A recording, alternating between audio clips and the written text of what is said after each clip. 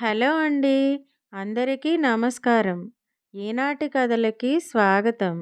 ఈరోజు మనం 'పట్నం పందికొక్కు' అనే చందమామ కథను చెప్పుకుందాం. మద్రాసు మహానగరంలోని వీధులు, రద్దీ రోడ్లు, దుకాణాలు, వాటి మధ్యలోని ఓ హోటలు, దాని చుట్టుపక్కల పరిసరాల్లో తిరిగాడే ఓ పందికొక్కు తన మనసులోని మాటను, తన ఆత్మకథను మనకు చెప్పుకుంటున్నట్టుగా రచయిత ఈ కథను రచించారు. ఇక కథలోకి వెళ్ళిపోదాం. నేను చెన్నాపట్నంలోని రాయపేటలో పుట్టాను.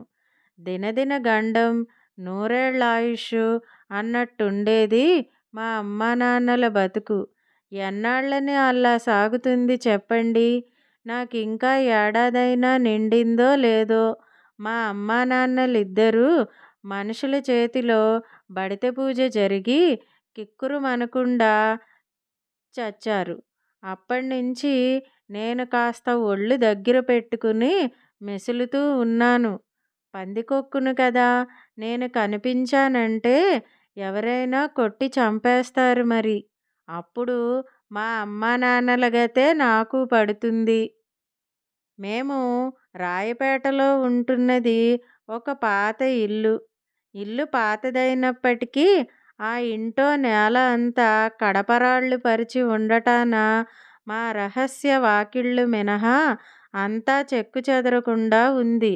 అందువల్ల మేము మరో జాగా చూసుకోవలసిన అవసరం ఈనాటికి లేకుండా జరిగిపోతోంది. మేము అనటంలో నేను, నా భార్య, పిల్ల జల్ల అంతా అక్కడే కాపురం ఉంటున్నామని మీరీ పాటికి గ్రహించే ఉంటారు. మేము అంటే నా కుటుంబమే మేము అన్నమాట. మా ఇల్లు ఎంత శాశ్వతంగా, బందోబస్తుగా ఉంటుందో మా నిత్య జీవితం కూడా అలా ప్రశాంతంగానే వెళ్ళిపోతూ ఉంటుంది. పట్నంలో పనిచేసే ఉద్యోగులకైనా ఇంకా జీవితం మీద విరక్తి ఉంటుందేమో కానీ మాకు మాత్రం ఏ దిగులు ఉండదు. ఎందుకంటే పట్నంలో ఉద్యోగులకు మళ్ళే మేము పగలల్లా ఎండనక వాననక చెమట కార్చుకుంటూ పనిచేసి చచ్చి సగమై ఇంటికి చేరాల్సిన కర్మ పట్టలేదు. మా ఉద్యోగం చల్లటి రాత్రివేళ కనుక ఈ ఇబ్బందులేవీ ఉండవు.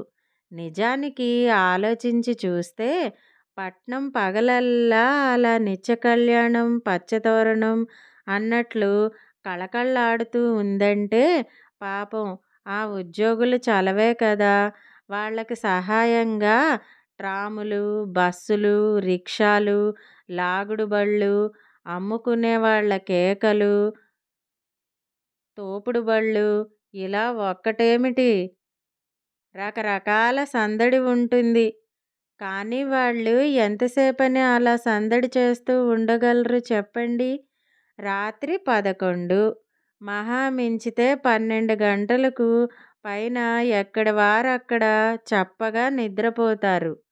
పట్నాన్ని పాడుబడ్డదానిలా చేసి పగలల్లా అలసే వరకు వాళ్ళు చేతనైనంత సందడి చేశారు.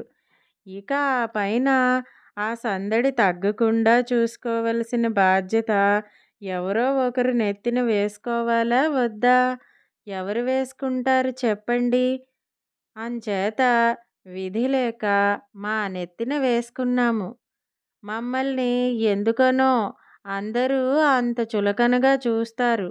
మాకు మాత్రం అన్నీ అమరిన ఇళ్ళు లేవనా, వాకిళ్ళు లేవనా? గట్టిగా గాలివాన వీస్తే కుప్పకూలేటట్టుంటుంది మేమున్న ఇల్లు. మరి అలాంటి దాంట్లో ఉంటూనే అంత గర్వం దేనికో మా ఇంట్లో ఉండే మనుషులకు. నిజం ఆలోచిస్తే మా ఇల్లు వాళ్ళదానికన్నా ఎన్ని రెట్లు నిశ్చింత అయిందో చూడండి. పిడుగుపడ్డా మాకు చలనం ఉండదు. ఇక మా వాకిళ్ళు అంతంత మాత్రపు వాళ్ళకి అంతు చిక్కేవిగా కూడా ఉండవు. మేము నివసించే చోటు అంత భయం లేనిది. ఇక మా దినచర్య అంటారు. అబ్బో! మాకు లెక్కలేనన్ని పనులు. చీకటి పడిందంటే చాలు పిల్ల జల్ల అందరినీ నిద్రపుచ్చి మేం బయలుదేరుతాం. వీధిలోకి వచ్చే మురుక్కాలవ బెజ్జాలు మాకు బయటి ప్రపంచంలోకి సింహద్వారాలు. అక్కడి నుంచి మొదలు మా ఉద్యోగం. ఆ కాలవ చివరన ఆ కడ్డీలేమిటి తుప్పుపట్టి ఇవాళో రేపో ఊడి కింద పడేట్టున్నాయి. అవి తీరా ఊడిపోతే గాని కొత్తవి వేయించుకునేట్లు లేరే. ఈ పని కూడా మేమే చేసి వాళ్ళ చేత కొత్తవి వేయిస్తాము. రామ రామ! ఆ గది చూడండి. కిటికీ అయినా లేదు గదా! తలుపు కూడా వేసుకుని అందులో ఎలా పండుకుంటారబ్బా! గాలి రాదు సరికదా! బయట ఏదైనా దొంగతనం జరుగుతున్నా వినబడదే వాళ్ళకి. పోనీ తలుపులకి ఇనప కడ్డీలు వేయించుకోగూడదూ? గాలికి గాలి వస్తుంది. బయట ఏదైనా గలాటా జరుగుతుంటే అలికిడి తెలుస్తుంది కూడాను. అబ్బే! చూస్తూ చూస్తూ అలాంటి వాటికి ఖర్చు పెడతారా?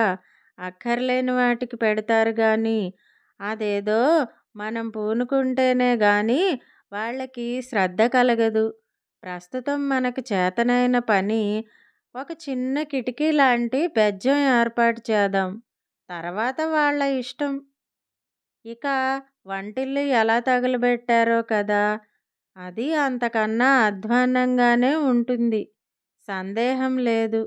అదుగో అనుకున్నంతా అయింది. ఆ పొయ్యి చూడండి. బెత్తికలు ఊడి కాస్త బరువైన గిన్నె పెడితే కూలేలాగా ఉంది. అంత నెత్తిమీదకి వచ్చేదాకా ఊరుకోకపోతే ఎప్పటికప్పుడు మెత్తుకుని శుభ్రంగా ఉంచుకోరు? ఎంత బద్ధకస్తులైనారు ఈ కాలపు వాళ్ళు. పోనీ దానికేం డబ్బు ఖర్చా పాడా? వీధిలో దుమ్ము దుమారం పేడ లద్దె కలిపి అలికి ఉంచుకుంటే సరిపోతుందే. తీరా అది కూలి పడిపోయేదాకా అంతే వీళ్ళు. ఆ పని మనమే చేస్తే రేపీ పాటికి లక్షణంగా ఇంకో పొయ్యి పెట్టుకోరు. ఇటు చూడు. ఈ మూల ఈ బియ్యం మూట కిందే పెట్టారు. ఎలకా గిలకా కొట్టేస్తాయనైనా ఆలోచన లేదే వీళ్ళకి. ఈ పప్పు డబ్బా మీద మూత గట్టిగా పెట్టి ఉంచడానికి కూడా ఒళ్ళు బద్ధకమైతే ఎలా ఏడుస్తాం? ఒకసారి అనుభవమైతే గాని జాగ్రత్త పడరు. ఆ పనులు మనమే చేసి కాస్త ఒళ్ళు దగ్గర పెట్టుకుని సంసారం సాగించేట్లు చెయ్యాలి. ఎంతదాకా అని ఊరుకోబుద్ధి పుడుతుంది చెప్పండి. ఇలా పప్పు డబ్బా, బియ్యం మూట తెరిచి ఉంటే మాకు మాత్రం తినేయాలనిపించదు. అయినా వాళ్ళ ఇంటో ఉంటూ, వాళ్ళ తిండి తింటూ, వాళ్ళ మంచి చెడు మరి మాకు కాకపోతే మరొకరికి పడుతుందా? మేము ఎన్నిసార్లు సరిదిద్ది చక్కబెట్టి పోయినా మళ్ళీ మామూలు చోట ఉంచనే ఉంచరు. ఈ ఇళ్ళు ఇలా ఏడ్చినాయి. ఇక షాపులు చూద్దాము ఎలా ఉన్నాయో. అదిగో ఆ బూట్ల షాపు పరీక్ష చేసి చాలా రోజులయింది. మళ్ళీ చెత్తా చెదారం చేరే ఉంటుంది. అదిగో చూడండి. ఆ మూల కుప్పలు తెప్పలుగా పాత చెప్పులతో పాటే కొత్త చెప్పులు కూడా పారేశాడు. వేటికవి వేరే పెట్టుకోరు? ఛీ! ఛీ! ఇదేమిటి? ఈ చెప్పుకి ఇక్కడ ఈ పీలికలేమిటి? వాలికలేమిటి? 4 రోజులు వాడితే దేనికది ఊడొచ్చేసేటట్లుందే. తినే డబ్బు తింటూనే మధ్య మధ్య ఈ అట్టముక్కలేమిటి? ఎంతకీ ఈ బుద్ధి మానడు కదా ఈ రామన్న. పాపం డబ్బు పెట్టి కొనుక్కున్న వాళ్ళు 4 రోజులకే చెప్పులు ముక్కలు ముక్కలైపోతే వాళ్ళకి నష్టమే కదా! వాళ్ళెంత బాధపడతారు. ఈ కక్కుర్తి బుద్ధి మాననే మానడు ఈ చెప్పులు కుట్టే రామన్న. ఎప్పటికప్పుడు మేము వచ్చి ఇలా దగులుబాజీగా తయారు చేసిన జతల్ని అట్ట తీసేసి కొరికేసి పోతూ ఉన్నా మళ్ళీ మేము కొరికేసిన ఆ అట్ట ముక్కలే వేసి కుడతాడేమిటో. కాస్త మంచి అట్ట ముక్కలు వేసి కుట్టకూడదూ? ఈ రోజుల్లో బొత్తిగా మనుషులకు, అది వ్యాపారులకు న్యాయం, ధర్మం లేకుండా పోయింది సుమండీ. ఇక మా ఈ దినచర్య కాక, నిత్య జీవితంలో అనేక రకాల గమ్మత్తు అనుభవాలు కూడా జరుగుతుంటాయి. ఆ అనుభవాలు కేవలం తమాషాగాను, గమ్మత్తుగానే కాక చాలా ప్రమాదకరంగా కూడా ఉంటాయి. అయినా అన్నిటినీ మించి తప్పించుకొని వస్తూ ఉంటాము. మా బుద్ధినంతా ఉపయోగించి. ఒకరోజు ఏమి జరిగిందో తెలుసా? మేము అంటే నేను, నా భార్య అన్నమాట. మేము బయలుదేరి మా ఉద్యోగాలకు పోతూ పోతూ ఒక కాఫీ హోటల్లోకి పోయాం. మీరు వినే ఉంటారు. కాఫీ హోటల్లో పనిచేసే మనిషికి, అక్కడి సైడు కాలవలో తిరుగుతుండే పందికొక్కుకి చిక్కిపోవటం అంటూ ఉండదు. ఒళ్ళు చేయటం తప్ప అని. మాకు కాఫీ హోటళ్ళ మీద అంత మోజు లేదు కానీ, తోటివాళ్ళు నిత్యం వెళ్ళి మెక్కి వస్తూ ఉంటే మాకు కూడా ఆ రోజు ఉండబుద్ధి పుట్టలేదు. కాస్త మేము గూడా హోటలుకి వెళ్ళి అవి ఇవి రుచి చూడాలనిపించింది. 4 రకాలు తిని రావాలనిపించింది. సరే గదా అని హోటల్లో చేరాము. అప్పటికప్పుడే అంతా సొమ్మసిల్లి నిద్రపోతున్నారు. అంతా చీకటి, గబ్బగయ్యూరంగా ఉన్నది. కానీ మేము మా పొడుగాటి మీసాలతో దోవ అటూ ఇటూ తడువుకుంటూ పోతాం గనక దారిలో ఏది అడ్డు ఉన్నా మాకు వెంటనే తెలిసిపోతుంది. అలా పోయి పోయి పలహారాలు ఉంచే అద్దాల బీరువా దగ్గరికి చేరాం. బీరువాకి స్ప్రింగ్ తలుపులు ఉన్నయి.